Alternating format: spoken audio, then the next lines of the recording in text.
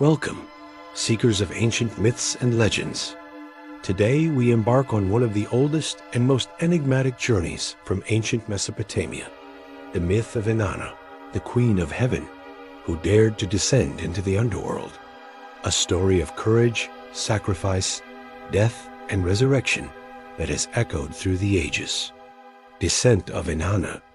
Inanna, also called Ishtar, the goddess of love, war, and kingship, ruled the skies in Sumer, revered as Queen of Heaven and the morning and evening star, a symbol of power, fertility, and divine authority.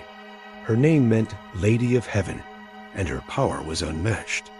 One day, however, she decided to descend into the underworld, the realm of her sister Ereshkigal, the Dark Queen of Death. Some sources say she went to attend the funeral of Ereshkigal's husband, others that she sought the secrets of the underworld or wished to expand her power. Regardless of the reason, her journey tested even a goddess.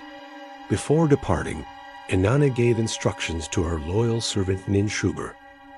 If I do not return in 3 days, go to the gods, first Enlil, then Nanna, and finally Enki, and ask them to rescue me. Her plan was precise. She knew the dangers, but her courage was greater than her fear. Dressed in her full divine attire, a crown, a lapis lazuli necklace, beads on her chest, sacred breastplate, golden bracelet, measuring rod, royal robe. Each item represented her divine power, Herme, the very essence of her authority.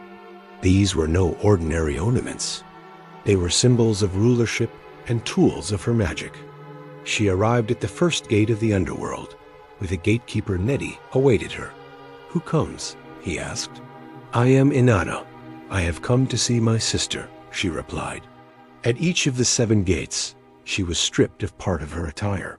One by one, the crown, the necklace, the beads, the breastplate, the golden bracelet, the measuring rod, and finally the royal robe.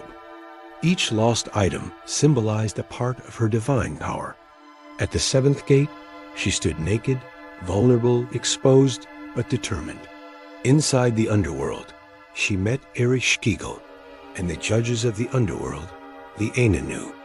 They condemned her and pronounced over her the Eye of Death, punishing her for entering the underworld without permission and breaking the sacred laws of the realm. The Eye of Death marked her as powerless and vulnerable, suspended between life and death.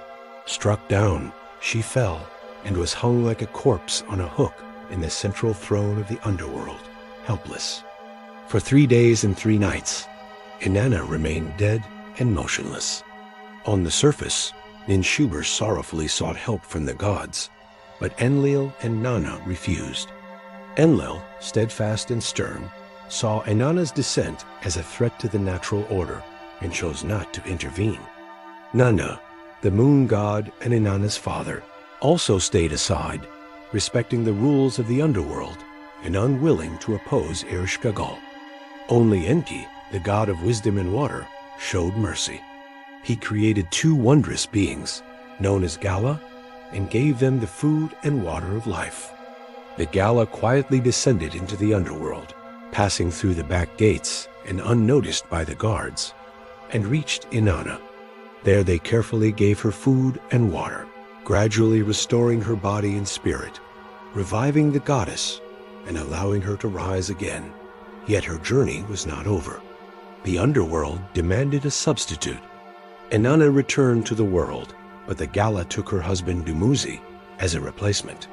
In some versions, he spends half the year in the underworld and half above, while his sister Geshtinanna assumes his substitution for part of the time, reflecting the cycles of the seasons.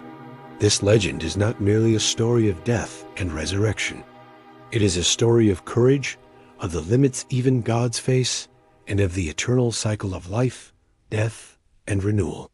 Inanna's descent teaches us that power must be balanced with wisdom, that every success comes with a price, and that even the divine must sometimes pass through darkness to return to the light.